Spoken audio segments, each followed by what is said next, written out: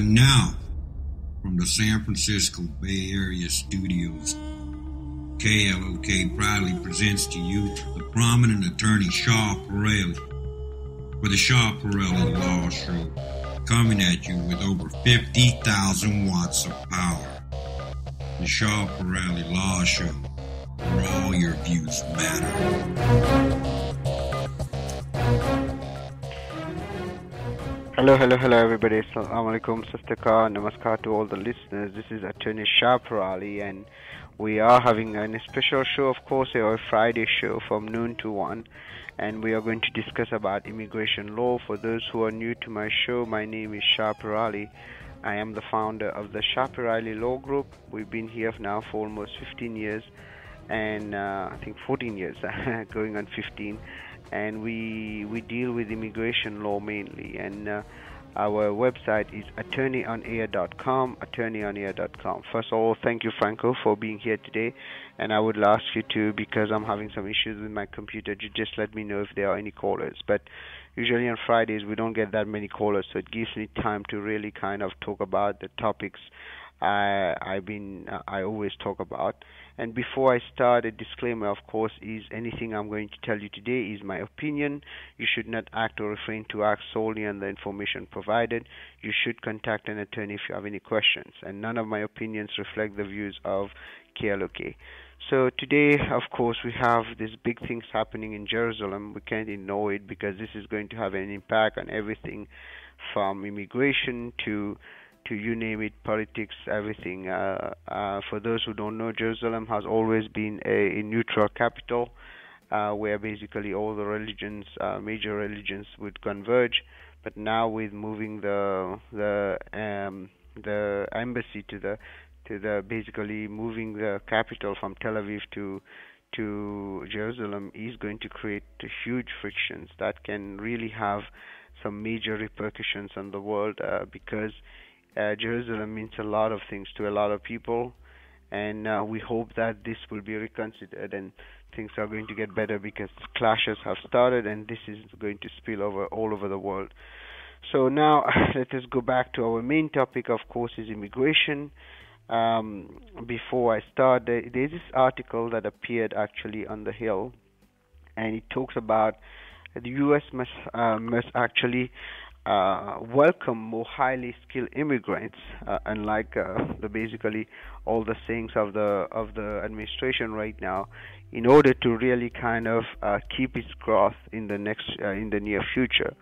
One of the things that they mention in this article, that in order to meet the challenges of the 21st century, the U.S. will have to really kind of keep taking skilled workers, and that goes against all the views of course the administration, but this is what we have been saying for years, and it is true that there is a shortage because each of the skilled workers actually create more jobs.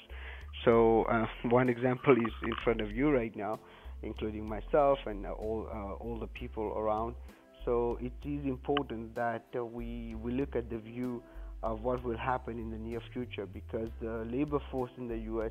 is decreasing in terms of birth, etc., and absorbing new skilled labor will be vital to holding the U.S. economy in the next 10 to 20 years. So this, hopefully the government will understand that and will take actions and don't make it hard on people who are really kind of worth it to be in this country to stay.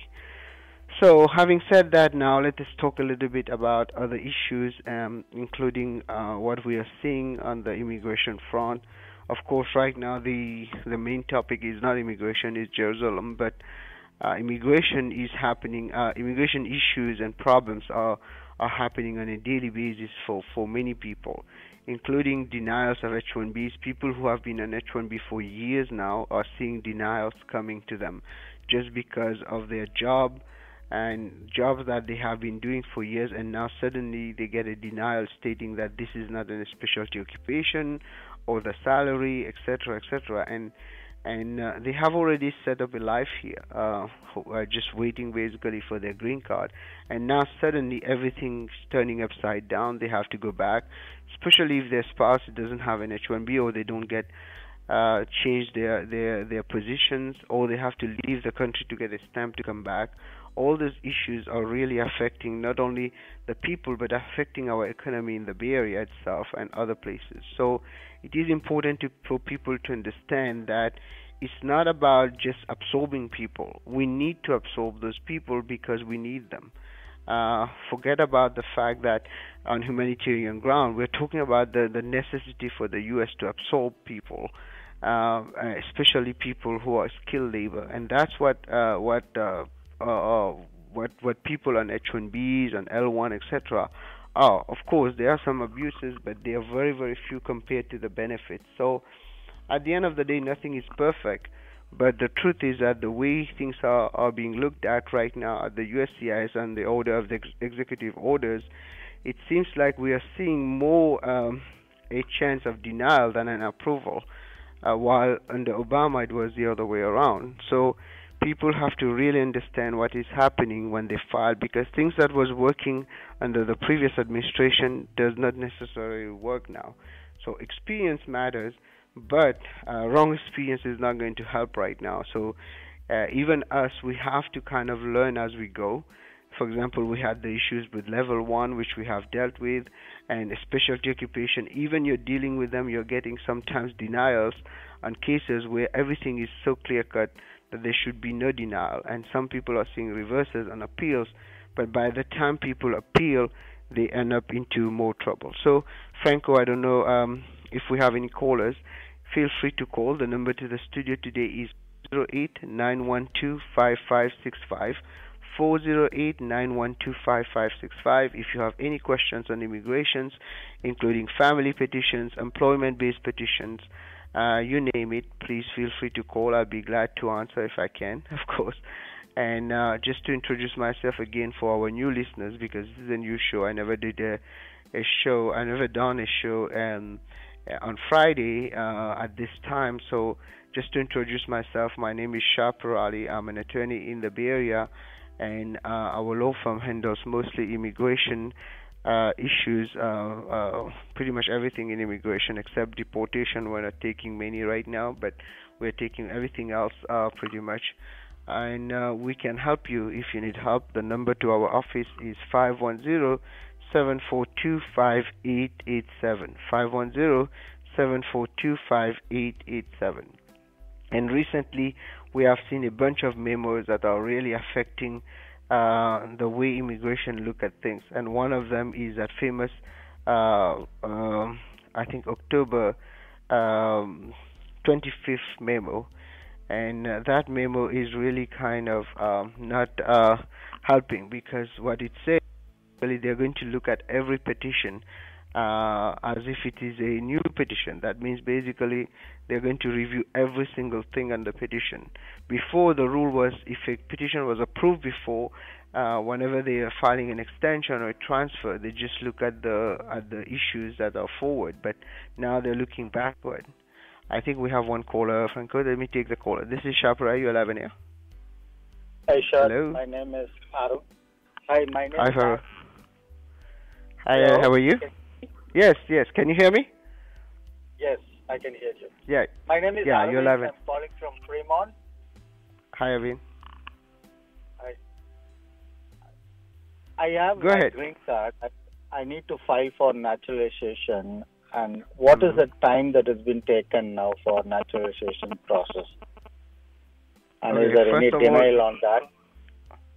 Well, it all depends on your case, but let me kind of go over this. This is important, yes. So, first of all, we need to know if you qualify. So, how many years you have your green card now? I have almost 8 years. I'm qualified 8 years, for okay. Okay, you do qualify. Okay. So it's not taking that long in the Bay Area. Well, you're going to be probably in San Francisco. The case is taking around 8 months to get it. It used to be shorter than that, but now because of security check, it is taking around 8 months. We're still getting approvals, but security check is the biggest issue that everybody is facing, because cases are getting stuck in the line for the FBI check, CIA check, etc.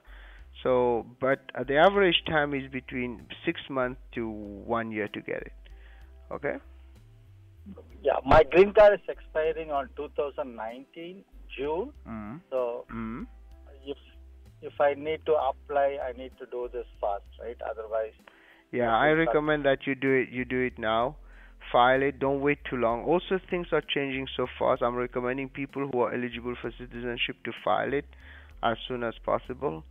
And as long as you file it now, you don't have to renew the green card. Hopefully, by that time, you should be getting your citizenship. And if you need help, you can give us a call at the office, 510-745-8887. Just to let you know, you don't really need a lawyer to do citizenship cases because they're pretty straightforward.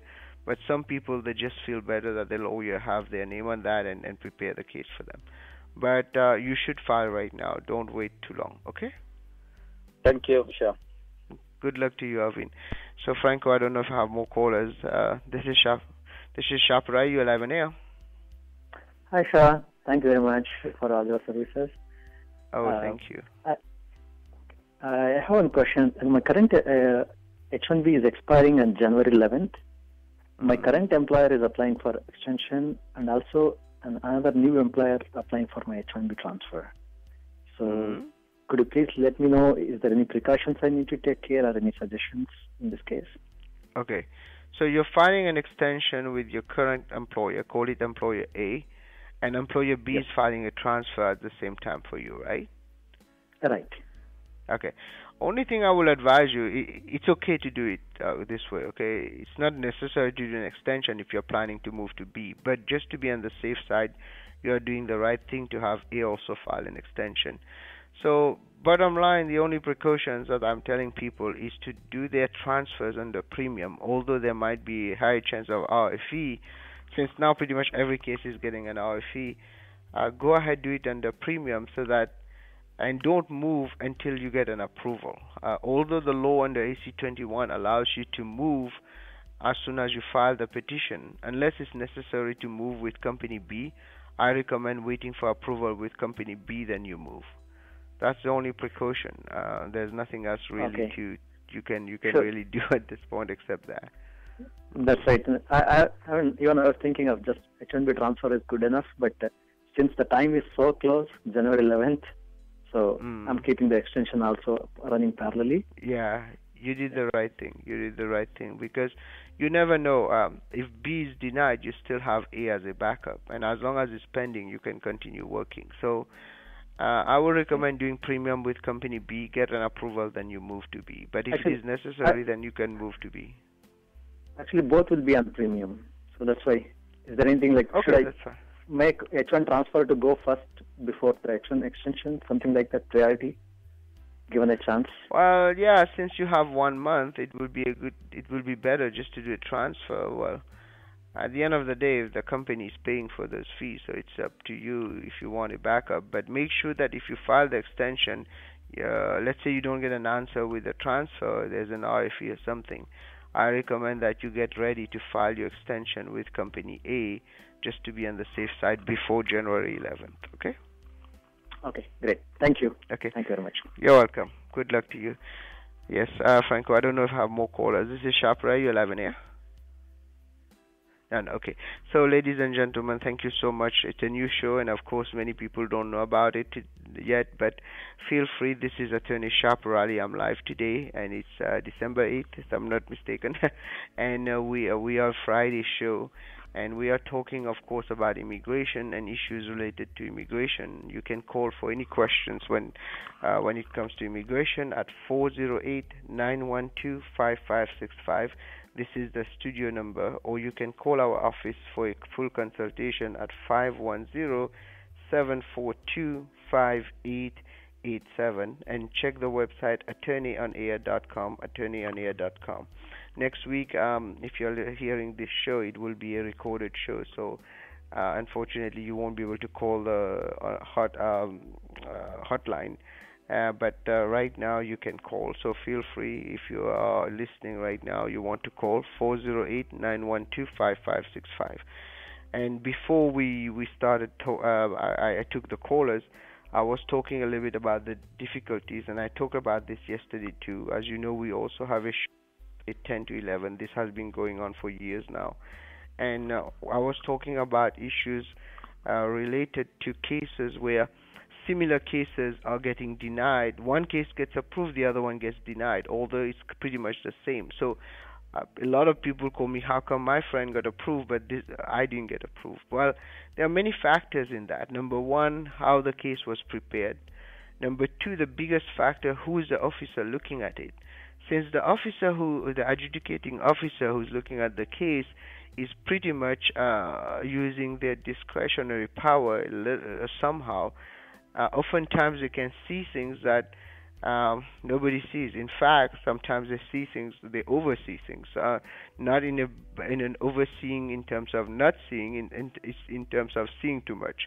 So the truth is that there are a lot of factors that can cause a denial, and right now it seems like every case is kind of an automatic RFE, although not every case exactly is having one, but it seems like more and more cases RFEs are being issued. RFEs are requests for evidence, and they are tools that are used usually by the USCIS to kind of dig into cases or get more information before a denial. So actually there are some memos where basically they say they will issue one RFE and then notice of intent to deny and deny if you want to deny. But once they issue the RFE and you answer, they can deny it pretty much or approve it.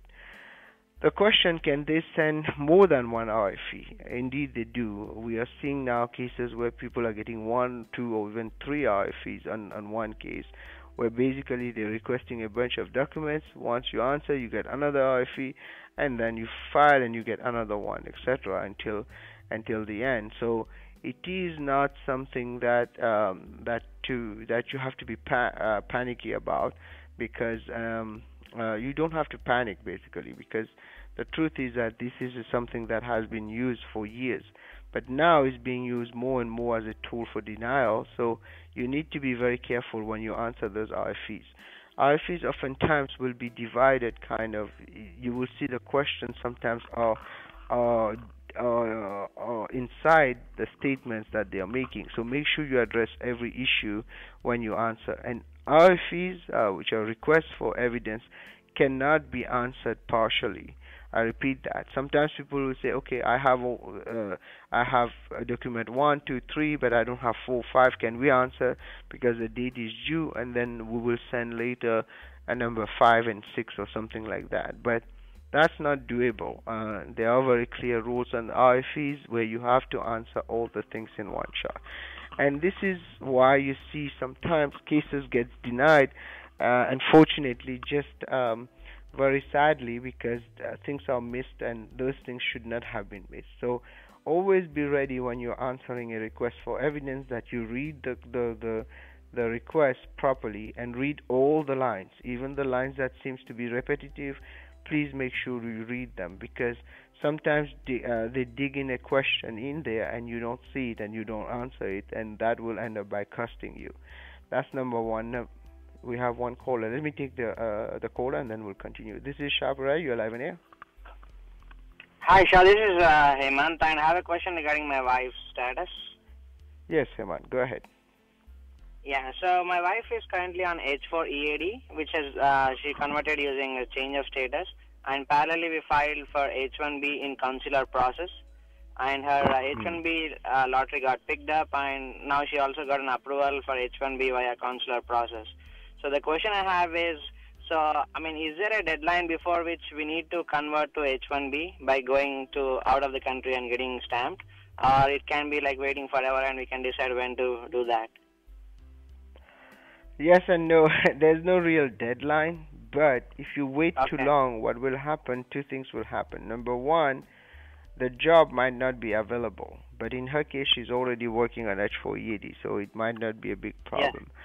Number two, if you wait too long, you don't activate the H1B, especially if you wait more than 6 years. There's a chance they will say you have abandoned it, right? And the other one is also, if you wait too long to have it kick in, let's say, God forbid, there is a problem with her job and there is a layoff or something like that, and she has been laid off, and then what happens is that at this time you will have to basically kind of move the H1B to another company. And since the fact that you have not triggered the H1B really by doing the consular processing, they might say, okay, the original job offer was not bona fide. That means it was not genuine, and they end up taking the entire H1B. So I recommend to, as soon as possible, to leave, get your stamp, and come back. And so the worst case is, can she still continue on H4 EAD, right? Yeah, she can continue on H4 EAD. That's exactly the idea, but at least activate it maybe. Not right now, but you might need it because there is a chance H4 EAD, and I'm going to talk about that in a few, that H4 EAD might be in jeopardy with the lawsuit going on. We will know probably at the first week of January, so it's good to have the H1 as a backup. But since January is only in 1 month, you don't have to rush to go get the stamp of H1. But ultimately, in the next 6 months to 1 year, I recommend that you go and get the stamp and come back. And make sure you have a current letter of employment when you go, because they're going to ask you why you didn't activate it. Then you can explain you were working on H4 EAD and waiting to activate it later. So make sure that you have all those documents and all those issues covered before you go for stamping also. Okay? All right. Thank you. Good luck to you. So, ladies and gentlemen, we have a very interesting question right now, and that's something that a lot of people ask about, how long it's valid, etc. So once you get into the quota, you pretty much got it. So earlier you activate it is better, but of course H4 EAD is a more tempting situation because of the flexibility. So make sure you talk to your lawyer once you get it approved, and make sure that you get it done as soon as possible. And again, this is Attorney Shah Parole, and anything I'm telling you today is my opinion. You should not act or refrain to act solely on the information provided. You should contact an attorney if you have any questions. And I don't know if you have more callers, Franco. This is Shah Parole. You're live on air. Hello. Yes, sir. You're live on air. This is Shah. Yes. Hi. Good afternoon, Mr. Shah Parole. Good afternoon. I have actually worked with you about 2 or 3 years ago as well in the past on other cases, and referred a couple of friends as well. So it's great to talk to you always. There were 2 questions that I have that I would like to ask you, and number one is I've been reading in the last 1 week, I've been reading about AC-21 issues. There are some issues arising out of the portability where the I-140 has been revoked or something like that. I'm not very clear, and the portal's actually said that watch out for people who've done the 140, the AC-21 transfers. If your 140s have been questions have been raised on the 140, or they've been revoked by the employer or something like that, then the USCIS is actually having a different opinion on that. Is there any insight on that, first of all, that I'd like to get from you? Well, I have not heard about it personally. I didn't see anything from AILA on that too, but I will research it and give you more information. But one thing is, I know I've experienced it, is under AC-21, once you pass 6 months on the I-140 and the I-45 was filed in the old laws, kind of AC-21 rule, I think it's section 106 or 104, I think. And the company cannot really revoke the I-140 because it doesn't belong to them. However, USCIS for a while, they have taken the opinion, no, people could still revoke it, and they will give a hard time to people. But ultimately, if you fight them under the rule, you should be okay. But the new thing that you're telling me about, so many things are coming out that I can only keep my focus on few. But I will dig into that, and then basically maybe talk about it next week or the week after that, actually, because next week will be recorded. Or I will post it on the website if I find anything. But yeah, I have noticed that sometimes they question a lot the I-140, although the law is very clear that once 6 months has passed and an I-45 has been filed, they cannot really revoke the I-140. But USCIS have always tried to say no and argue about it. But ultimately, even in the past, we have won. But now let's see how they are reacting to that, because the law AC-21 is very clear, and that was passed, I think, by the Republicans themselves. So let's see how they're going to deal with that. But I have not seen anything specific to that point. But I'll do some research and let you know. Okay? Sounds very good. Thank you. I will stay tuned in next week as well to see what we can get on this. Okay. Sure. And if you have any link about that, just shoot me an email and I'll do some research on it. Okay, you have my email probably. Thank you. Okay.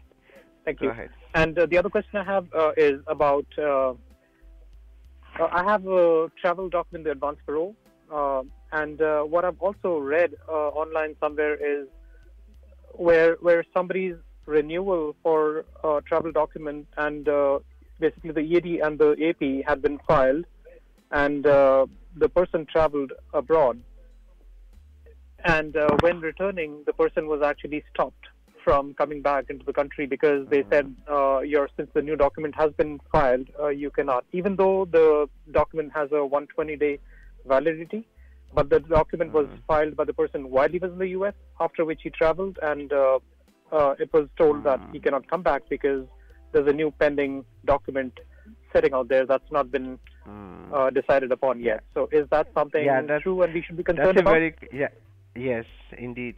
That's a very confusing rule. Let me go back in time a little bit to explain what happened. You know, before, when you had a situation like that, when you were filing basically for your EAD, it was filed separately. It was issued separately. Now sometimes they have those combo cards, but most of the time it was issued separately. You had the advance parole in one hand, and then you had the EAD in another hand. So what happens is that the rule on the advance parole is pretty kind of clear. It states until the advance parole is approved, you leave, then you are okay. If it has not been approved, it's pending, you cannot really leave because that's a different rule. You won't be allowed back in. So that's an issue. Now what happens, the EAD is a different story. What happened on the EAD now, you will see when they issue the receipt, when you're filing extension, they will extend it for 180 days usually, 120 or 180 days. But that's only the EAD that gets extended, not really the advance parole. So it is. Although the way they crafted it is confusing, but the rule kind of, as far as I know, advance parole, you have to have an approval before you leave. It's only the re-entry permit which is different. Once you get the green card, you can file it, leave, and wait for it. But advance parole, unless it's approved or your advance parole is good, you cannot come back. So it is not a good idea to leave. Not only you might not be able to come back, but they will consider the adjustment of status application abandoned. So be very careful. Don't take the chance on this. So even if the previous travel document is still valid, even then you're suggesting one should not leave? No. If it is still valid, you can still use it. That's what I meant. So if it is still valid, but if it is, let's say for example, you have a validity till end of December. You come back on December 30th, fine.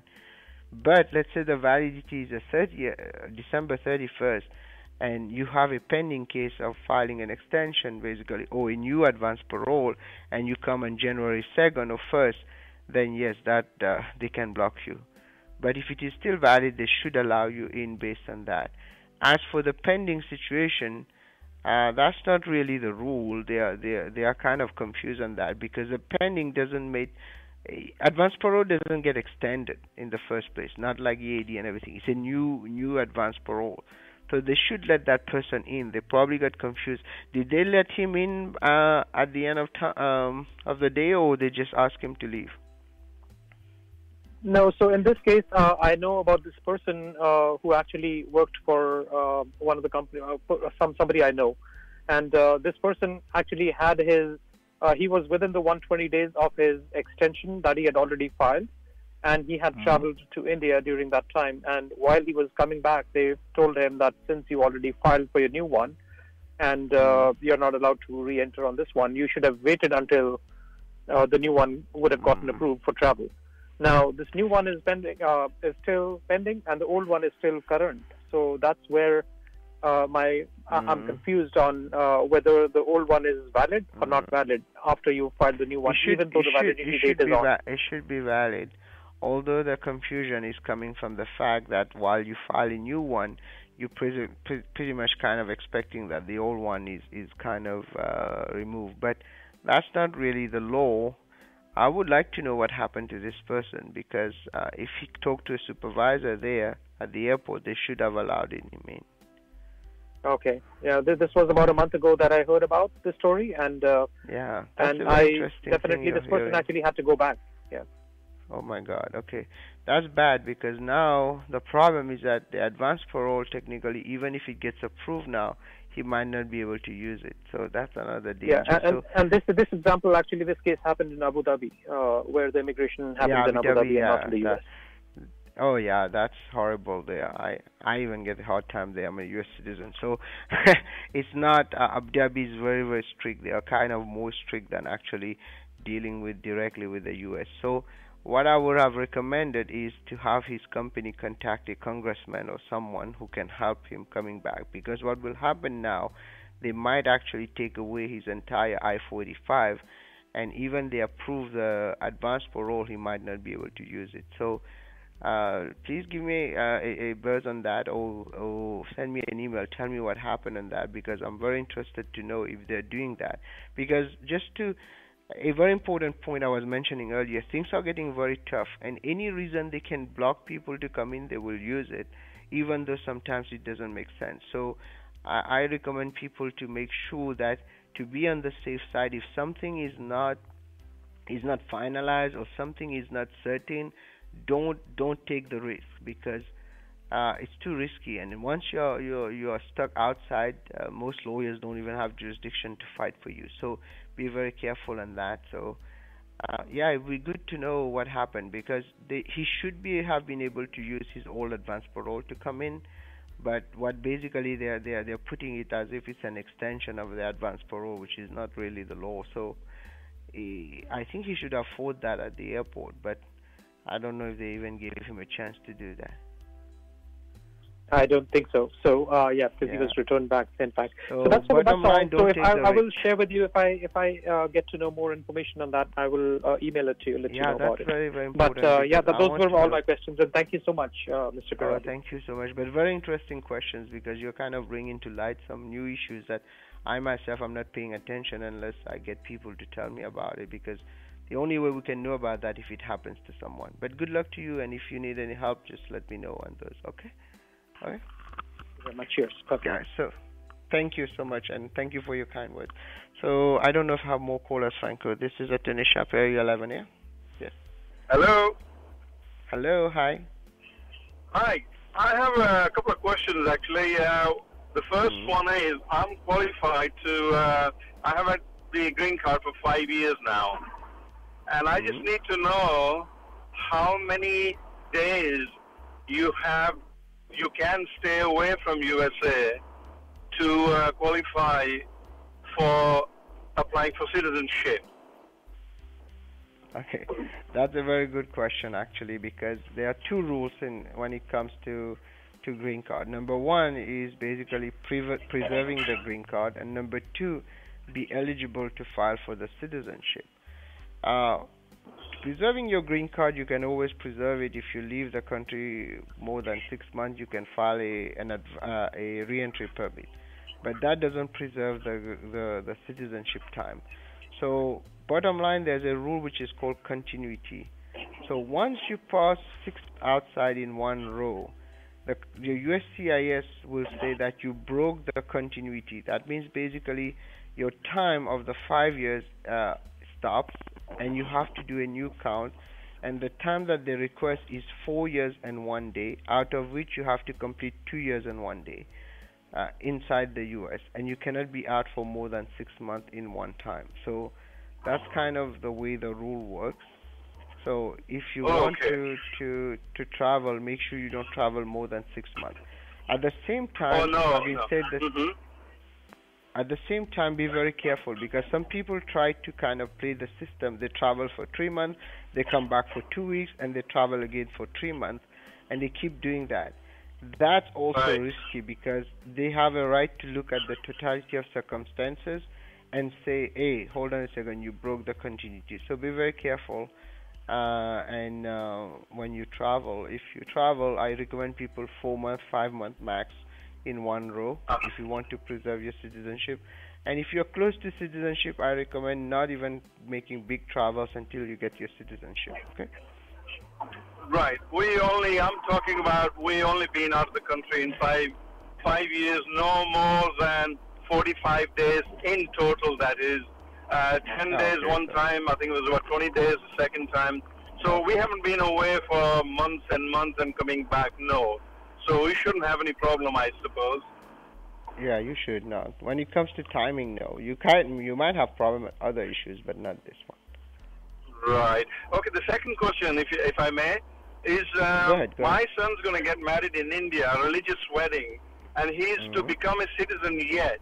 Now, should he apply for his wife before he becomes a citizen, or is it better when he becomes a citizen to come over? No, it's better to apply earlier.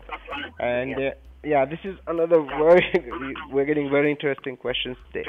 So the reason I recommend apply earlier when he's a green card holder is, number one, with all the things going on right now, you never know when citizenship is going to happen, right?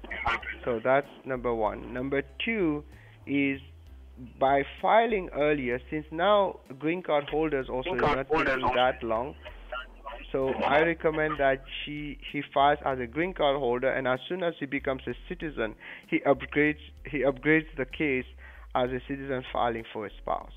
And that's a better choice, and I recommend people to actively do that, because sometimes citizenship can take years because of background check, and in the meantime, if you don't file the I-130 for the spouse, you lose that time, all this time of waiting until he becomes a citizen. So it's always good to file it as a green card holder. Okay. Oh, yes. Thank you very much. I really appreciate that. That's great help.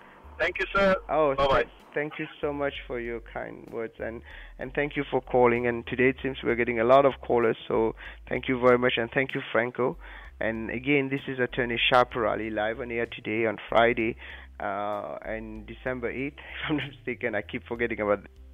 So I would like to also mention that there are things that are happening right now that are kind of scaring people, so be very careful when you're filing your cases. We had one caller mentioning about advanced parole. So one of my rule of thumb when it comes to immigration, if you're not sure, don't take the chance, because the problem is that you never know which side the officer is going to side on, and once they send you back or they block you, it's very hard to fix the case. So be careful. Franco, do we have other callers? This is Shapra, you're live in air. Yes, let me take another caller. This is Shapra, you're live in air. Hello, sir. Good afternoon. My name is Shri. Good afternoon. I have a question Hi, regarding Shri. my H-1B transfer. Go ahead. Okay. So I was actually in my 6th year of H-1B, and it got expired on September 30th of this year, 2017. And my company A, that first employer, he filed for my extension on September 27th. And I got a first RFE, and they have replied to that. And then I got another RFE, which is around, I believe it is 7 pages RFE they mentioned, the second RFE. First RFE, they said that it is very simple. They just asked them to show, like, why are they extending beyond 6 years? And they sent the documentation and all that, and after that we got another RFE. Meanwhile, I got another opportunity this month, and they said they're going to transfer my H-1B. So what are my chances of getting a transfer? Because we are right now we are filing after my expiry date, now the transfer with company B. So I don't know whether we can do this, or you cannot really file a transfer while the extension is pending, especially if the date has already passed. Plus, in your case, you have also above 6 years, so you need an I-140 to do a transfer, etc. However, there is one rule which is possible. It's called a bridge. You can request to do the transfer based on that bridge because you have a pending extension. it does work like in 50-50 chance. So you can do that.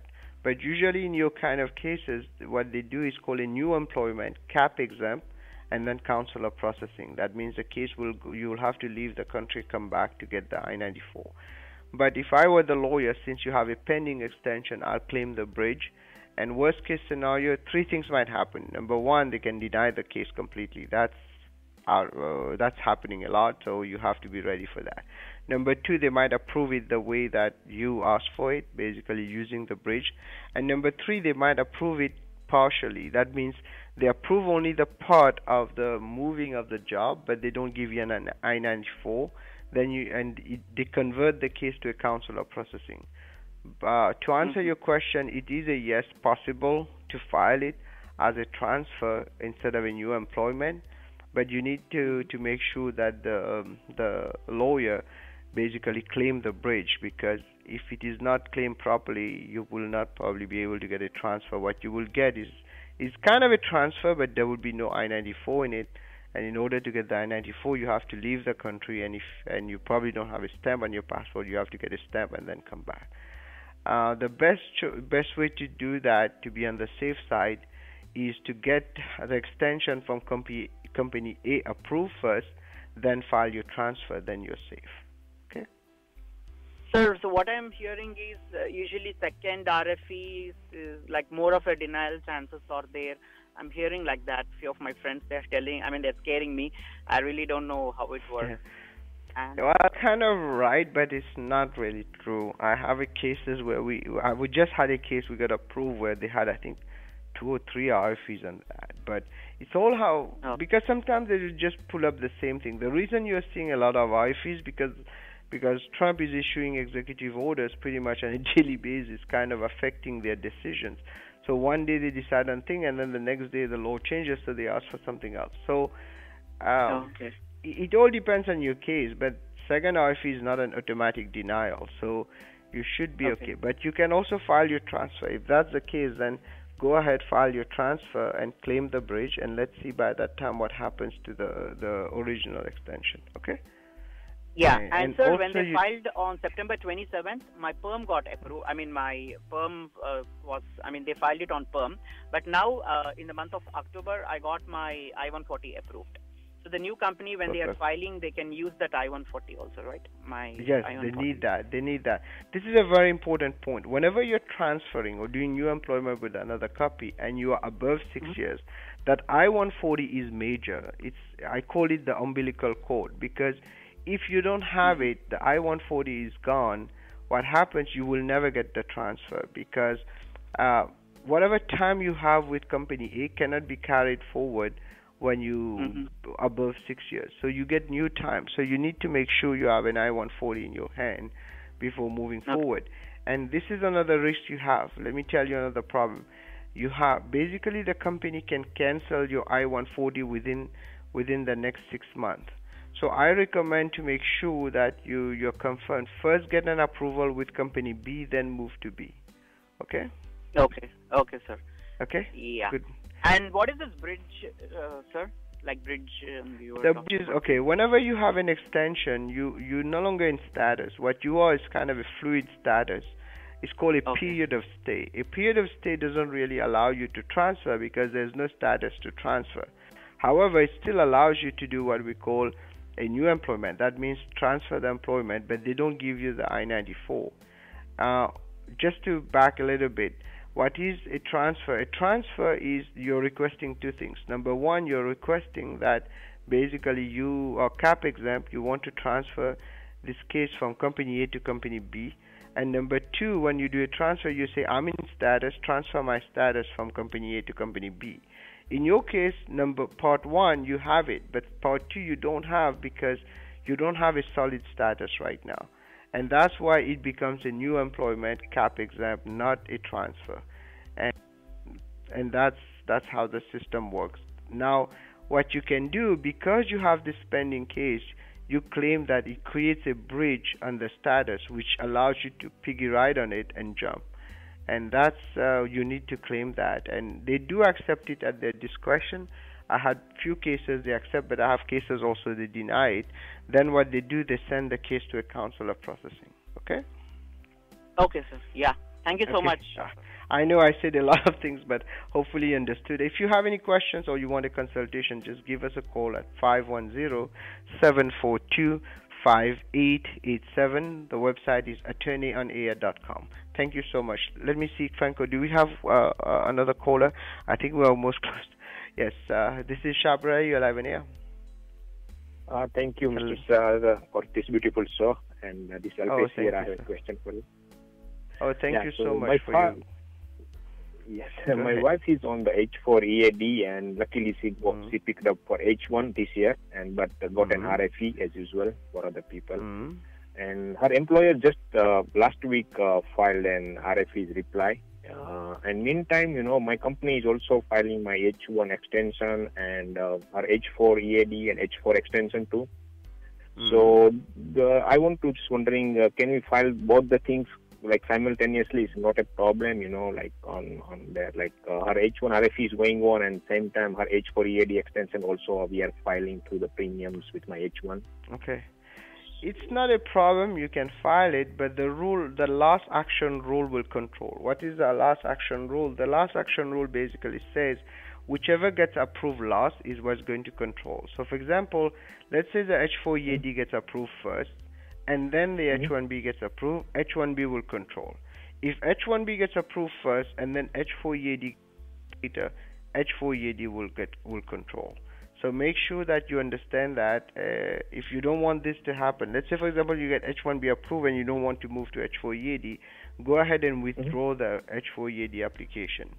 Otherwise, what will happen automatically when the H4 gets approved, it will cut off the H1, and the EAD, if it is there or not, then you won't be able to. She won't be able to work. So it's just the last action rule that you have to watch out. But you can file both together. Yes.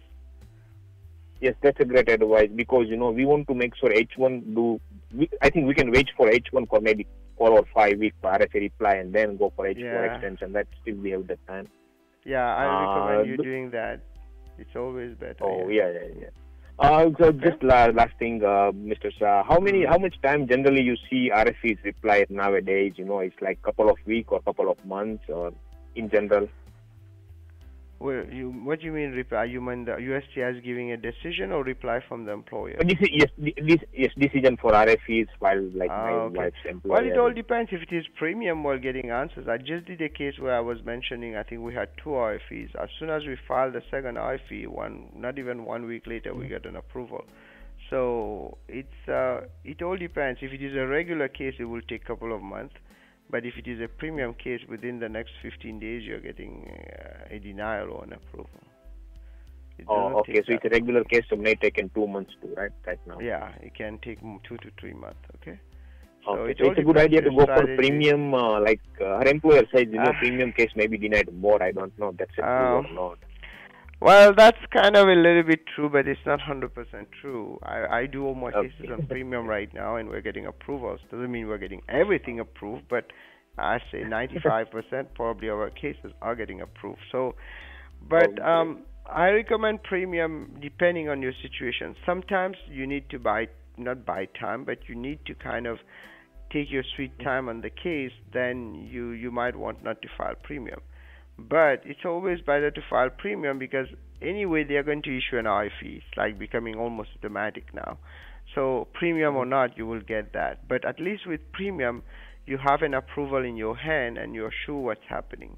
Now the question, if she wants to stay on H4 EAD, then don't do premium. So it's a case-by-case basis. But I always recommend premium, unless in your case maybe timing is important, so you might not need premium. But you would like the H1B to kick in. That's the most important part. So it will be good to do premium. Okay?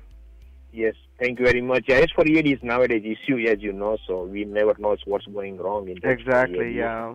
Right now we don't know about anything. I always say that with Trump, the only thing you can predict is he's unpredictable. So we need to be ready, because every day he wakes up, he comes up with some new ideas. Right now he's with Jerusalem. Next week he's going to be with something else. Now Utah, he's taking all this stuff. So be ready. There will be some hard times, so be ready for that. Okay? Okay, thank you very much. Thank you. Thank you so much. And Franco, I don't know if you have time to take one more call or something, because we're almost close to the end of the show. So just to let people know, I wanted to thank you all today. You made the show kind of a success because it's a new show and we're getting a lot of calls. So usually I don't answer questions that long because I have many callers, but today I took my time to kind of answer a little bit more because I know it is new and I wanted people to get a better feeling. And the questions obviously today were really diverse, and I really wanted to thank the listeners for asking those questions because it really helps me to get your own feedback. I think we have 3 minutes to go, right? So I won't be able to take more callers than Franco. So what we'll do is that people who want to call our office, 510-742-5887, 510-742-5887, the website attorneyonair.com or piralilaw.com. Just to let all of you know, again, the disclaimer, anything I told you today is my opinion. You should not act or refrain to act solely on the information provided. You should contact an attorney if you have any questions. And again, the number is 510-742-5887.